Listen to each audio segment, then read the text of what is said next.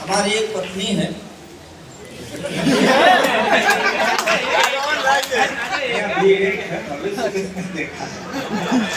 इस देश में 80 साल तक स्कोप है। हमारा पहली बार विवाह हुआ तो हमारी पत्नी ने कहा कि सुना आप सौंदर्य के कवि हो। तो हमने कहा कि हाँ मैं सौंदर्य की कविताएं लिखता हूँ। तो बोली हमारे सौंदर्य में कुछ कहिए। तो पहले के जो कवि होते थे उनकी नायिकाएं पटघट पे गागर लेके चलती थी तो उनको बालों में बादल दिखता था, होठों पे कमल दिखता था, चाल में हिरनी दिखती थी। हमारे जमाने की नायिकाएं पहले ही पहुंचे हैं।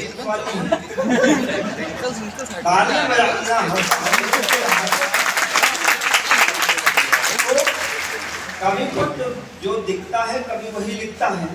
तो हमारी पत्नी ने कहा कि हमारी सुंदरता में कुछ कहिए। तो मैंने 4 पंक्तियां लिखी, वो आपको समझ में आ जाएगी तो 4 और सुनाऊंगा, फिर 4 और सुनिएगा, और जब तक आपको समझ में नहीं आएंगी तब तक मैं सुनाता जाऊंगा। सुनिएगा। चुनरी ध्वजा सी लहरा रही है अंबर में, नयनों में तीर या कटार लेके आई हो। चुनरी ध्वजा सी लहरा रही है अंबर में, नयनों में तीर या कटार लेके आई हो। हों है कमान और कमान पे चढ़ा है बाण, अधरों पे लोहित अंगार लेके आई हो।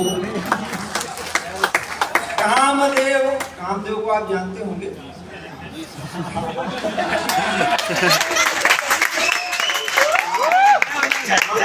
गंधर्वों के सेनापति। और सरल भाषा में समझना हो तो ये समझ लो कामदेव बाबा रामदेव के दुश्मन।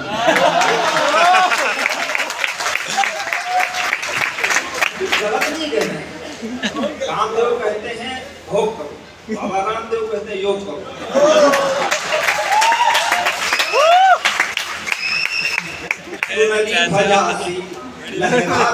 अंबर में नयनों में तीर या कटार लेके आई हो।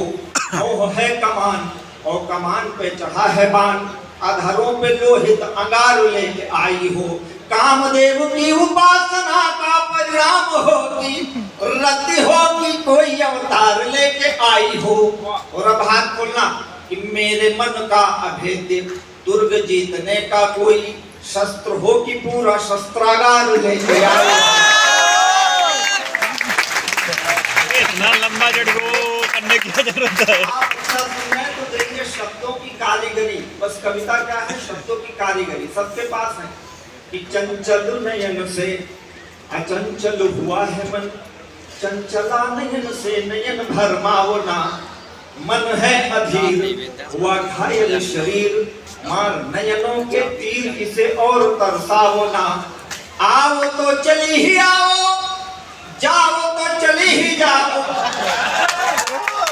पहले के कवि लिखते थे 100 साल पहले हमें तुमसे प्यार था, आज भी है कल भी रहेगा, टोटल झूठ। तो 300 साल कौन चिंता रहेगा, वोटों से प्यार करोगे क्या? हमारा क्या है कि राह छोड़ो मेरी या मिलो राह में।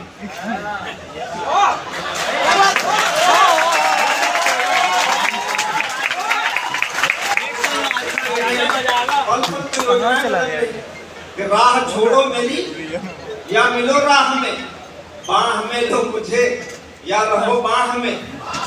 यार में जो भी करना है जल्दी करो, जाने का चल रहा हुआ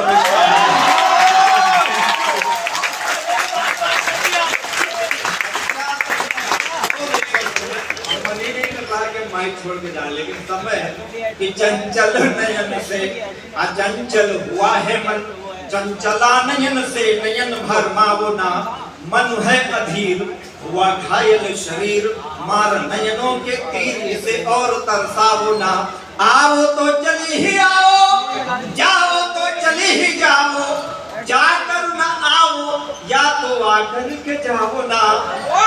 एक मैं कर रहा हूँ, या तो पानी लेके आओ, आग पानी दोनों लेके आग पानी में लगाओ ना।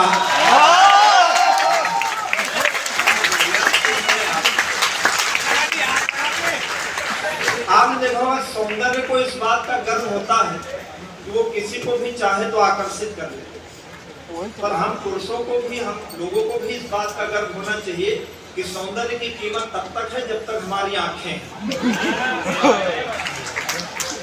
भाई कोई चीज बहुत सुंदर हो, हम आंखें बंद कर लें, हमारा क्या कर लेंगे।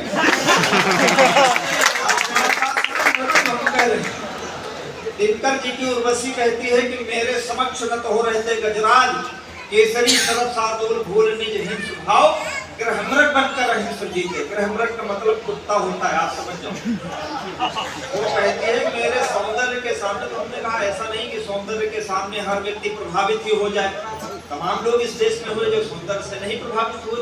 गौतम बुद्ध नहीं हुए, महावीर स्वामी नहीं हुए, विवेकानंद नहीं हुए, हम खुद नहीं हुए, हमारे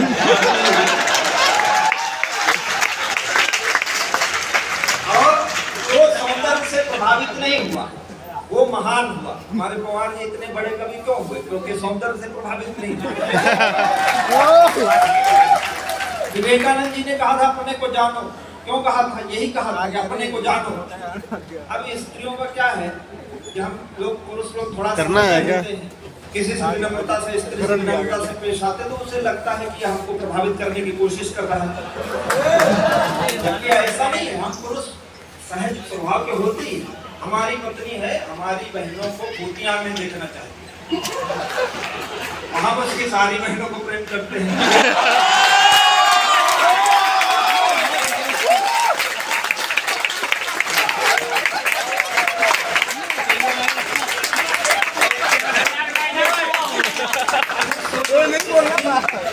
तो भाई हम बहुत छोटे आदमी हैं, हम बहुत छोटे आदमी हैं भाई। 5 करोड़ की गाड़ी नहीं खरीद सकते, लाभ तो मार ही सकते।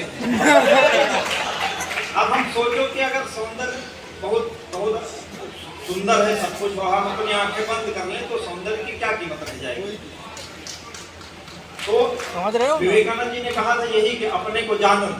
भाई डगर डगर कदम कदम पर रूप ने छला मुझे, मैं आदमी भला था तुमने समझा मन चला मुझे।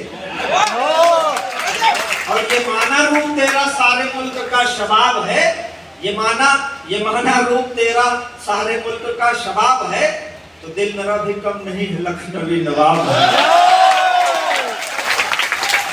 आप कविता समझ रहे हैं, इसलिए कहता हूँ तुम्हारे पास रूप है तो दृष्टि मेरे पास है, नदी तुम्हारा मोल बस मेरे अधर की प्यास है।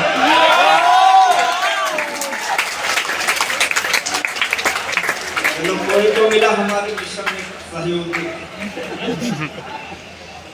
तुम्हारे पास रूप है तो दृष्टि मेरे पास है, नदी तुम्हारा मोल बस मेरे अधर की प्यास है। भाई हमारी प्यास कल से बुझ जाए तो नदी में चाहे बिस्लेरी बहे, किनले बहे, तुम्हारे पास रूप है तो दृष्टि मेरे पास है, नदी तुम्हारा मोल बस मेरे अधर की प्यास है। बस एक इतना भेद है, युगों युगों से खेद है, इधर कटेली देह है, उधर बदन गुलाब है।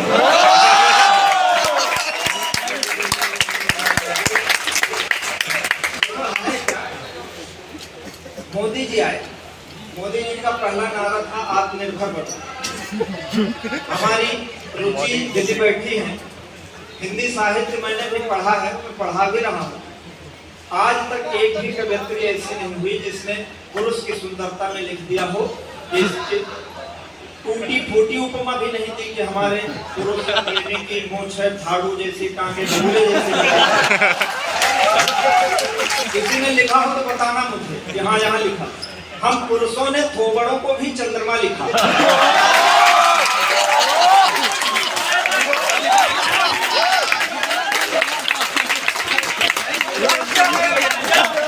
किस बात का है कि पुरुष ने ही पुरुष के विरुद्ध लिखा। फिर मोदी जी आए तो बोले आत्मनिर्भर बनो। हमको समझ में आया कि हमको क्या करना है।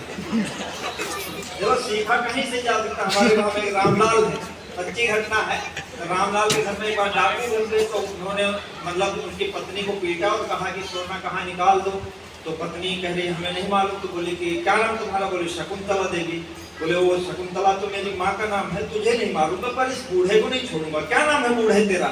तो बूढ़े ने कहा नाम तो हमारा रामलाल है, पर प्यार से लोग हमको शकुंतला के लिए कहीं से भी सीख सकते हो।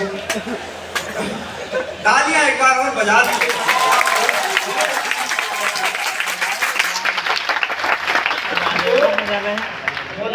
बात निर्भर बनो तो हमने सोचा कि हम सुंदर भी हैं, देखने में खूबसूरत भी हैं।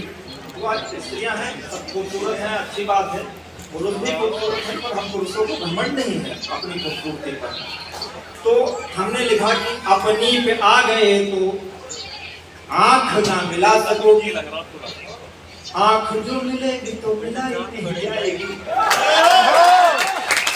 अपने आईने के स्वरूप को याद करना, पंक्तियां सुनना। अपनी पे आ गए तो आंख ना मिला सकोगी, आंख जो मिलेगी तो मिला ही नहीं जाएगी। तू करी फिरेगी नहीं, पलक गिरेगी नहीं, गिर जो वही नहीं उठाई नहीं जाएगी। आंख से मिली जो आंख, आंख आंख ना रहेगी, आंख फिर आंख से हटाई नहीं जाएगी।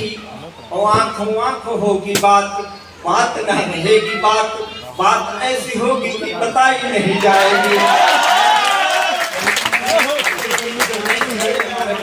हमसे बोले कि जब तक कोई आध्यात्मिक उदाहरण नहीं दोगे कि पुरुष महान है, कह रहे नारी महान है। हम ये नहीं कह रहे नारी महान नहीं है। 10 जगह लिख दो नारी महान है तो एक जगह लिख दो पुरुष भी महान है। हम केवल एक जगह इतना भी नहीं अब करें देवियों का सम्मान करो, नारियों का। तो हम लोग कितना करते हैं, नवरात्रि देते हैं, नवरात्रि देवियों का या देवी सब होते हैं, पूजा करते हैं। हम पुरुषों को एक रात्रि मिली है शिवरात्रि, उसमें भी भांग चढ़ा दो, पूरा चढ़ा दो। नाग पंचमी होता है, नागिन पंचमी नहीं होता। हमारा दुख ये है, आप समझ रहे हैं। तो हमने दिया, बोले कि पुरुष महान है, हमने उदाहरण दिया। अब आपको सुनाता हूँ कि दर्द हमने दिया है, हम ही दवा भी देंगे। दुनिया के वैद्य तेरे काम नहीं आएंगे। कूकेगी न कोयल बबूलों के बनों के बीच, मौन ही रहेगी यदि आम नहीं आएंगे। प्यार कर ही लिया है ये भी जान लीजिए कि इसके सुखद परिणाम नहीं आएंगे। पत्थर ही रह जाएगी यह सारी उम्र, पग धूल देने यदि राम नहीं आएंगे। तो है क्या, हम तो ऐसे सब उल्टी सीधी कविता लिखते हैं। एक तरह से मानो हम कवि सम्मेलन में अरविंद केजरीवाल की तरह कभी रायता ज्यादा फैलाते हैं। क्योंकि हमारे बड़े कवियों को पढ़ना है तो हम अभी आगे कोई भूमिका बना रहे हैं। हिंदी साहित्य बहुत समृद्ध है और इसमें प्रेम की कविताएं खूब लिखी गई हैं। उसमें संयोग और वियोग की कथाएं हैं जिनको भक्तिकालीन कवियों ने राधा कृष्ण पर आरोपित करके अपने विचारों का प्रस्फुटन किया। तो पहले के कवि, पहले नायक थे, कलकत्ता कमाने चले जाते थे। हमारे यहाँ उत्तर भारत में तमाम लोग गीत गाए जाते थे, विदेशिया गाई जाती थी। बेरिया की बेरिया में बच्ची कलम गोवा के देश। ऐसा माना जाता था कि कलकत्ता में जादूगरियां रहती हैं जो तोता बना के पिंजरे में बंद कर लेती हैं पतियों को। अब कोई परदेसी जाता था तो छुड़ा के लाता था। मलिक मोहम्मद जायसी पढ़ा होगा आपने, नागमती चितौर पथेरा पिए जो गए तीन पथेरा, नागर का अपना रसभरा, सुई मोर पिए मोर सोहरा। कहते वो किसी चतुर स्त्री के चक्कर में पड़ा। अब अगर पति गायब है, सबको मालूम एंड्रॉइड फोन है कि जादू वादू होता नहीं है, तो अगर पति है तो कहाँ है? तो ये 4 पंक्तियां सुनना। इतने निर्मोही कैसे सजन हो गए।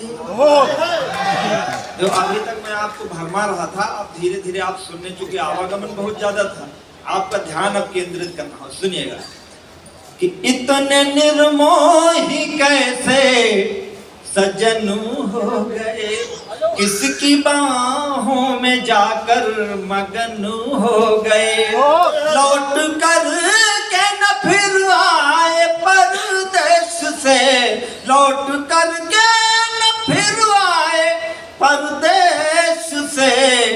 आदमी ना हुए काला धन हो गए।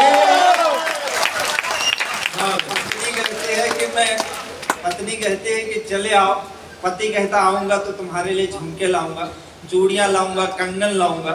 पत्नी कहती मुझे तुम्हारा समय चाहिए, झुमके चूड़ी कंगन आप तक पहुंच जाए तो मुझे आशीर्वाद देना। पति कहता है, पत्नी कहती है कि चैन मिलता नहीं है न दिन रैन में, तुम हो उलझे कहाँ लेनु में देनु में, मेरे जीवन की उखड़ी हुई पटरियां, आग लग जाए तुम्हारी बुलेट ट्रेन में। तो कमाई ताली। अब देखो मैं अच्छी कविता और पढ़ रहा हूँ। वतनी कहती कि चले आओ, और ना समय किसी की प्रतीक्षा नहीं करता है।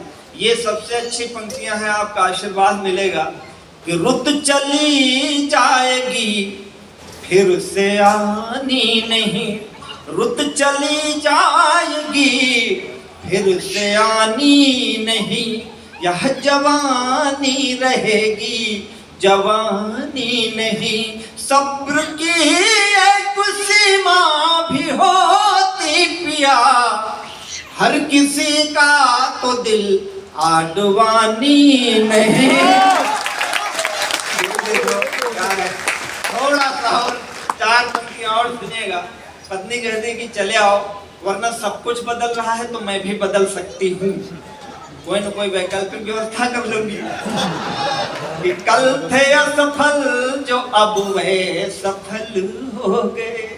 बड़ी पंक्तियां हैं, आपका आशीर्वाद मिले कि कल थे असफल जो अब वे सफल हो गए, अपना दल दल बदल दल बदल हो गए, इस तरह हो गई उन पे भगवत कृपा, बेहया फूल थे अब कमल हो गए।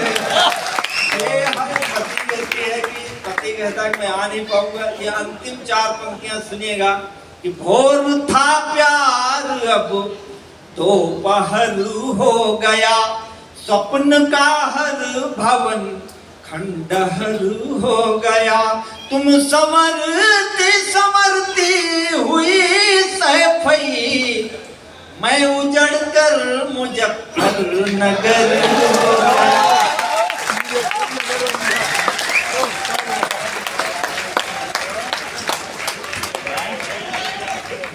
मेरे साथ जा रहे हो, आप लौट के आओगे?